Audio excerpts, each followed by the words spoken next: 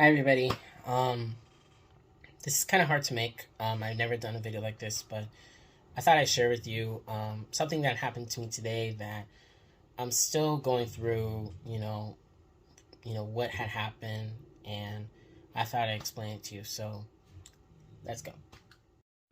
So this afternoon, my mom and I went to Portos Bakery in Downey to get some lunch, and as soon as we walk in, we see Mario Guerra.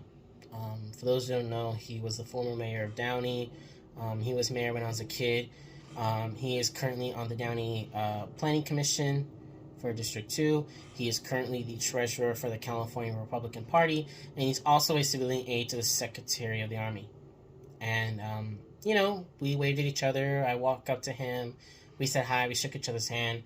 And basically, he got straight to the point that he told me that I should go back and support Dorothy Pemberton for the Downey City Council District 3. Now, for those who follow me, you guys know that I am fully and backing up Gil Contreras Legaspi, who is running against Dorothy for the City Council District 3.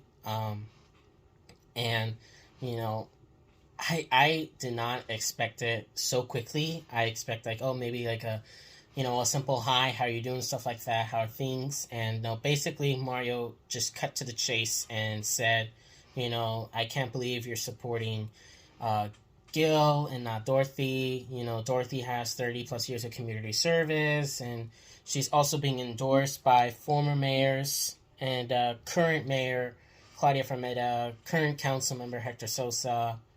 Um, excuse me. But, you know, just because, so many people that have been used to be in the council and are in the council are supporting her doesn't mean that not everyone's gonna, support her. We each have our own right to decide who we want to choose. So, and he hasn't just done it to me, he's done it to others who have worked in the recall with Dorothy and that are also backing up Gil.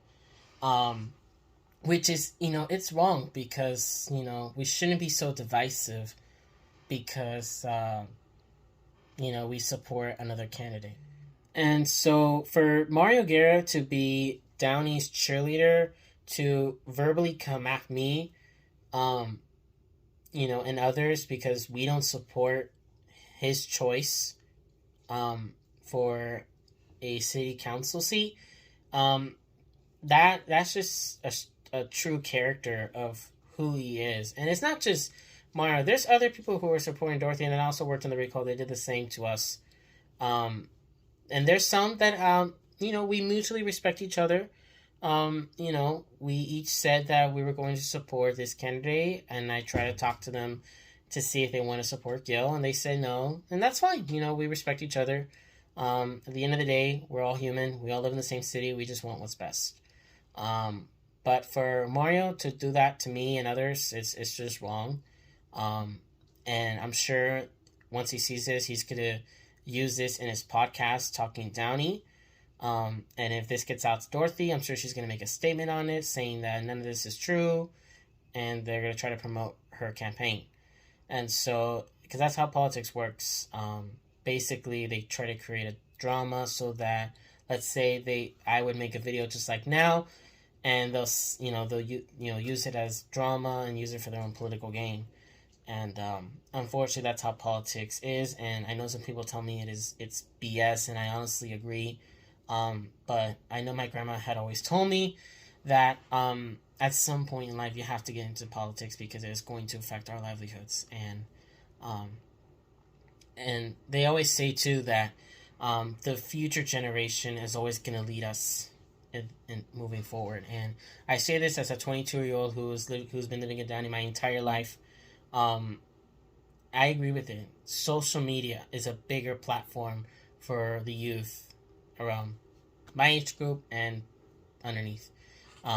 We have a platform that we can get our voice out to those who follow, and they can either agree or disagree, and they just basically get some info that we know of and they don't. So, yeah. it's funny because I remember last year my mom and I were canvassing for Claudia Fermetta for her re-election campaign for city council in District 4, and someone had told us when we knocked on his door that unless you're this person or this person, you're part of the Downey clan, you're not going to get your issues solved. And I see it now with this special election that is taking place this November. You know, we have, you know, community leaders that are divided because they're supporting one candidate and the other, and they're not, we're not getting the mutual respect we had during the recall. It's a nonpartisan election, so there shouldn't be a right or left issue. Basically, those who are supporting Dorothy, obviously, they think of us now as the enemy.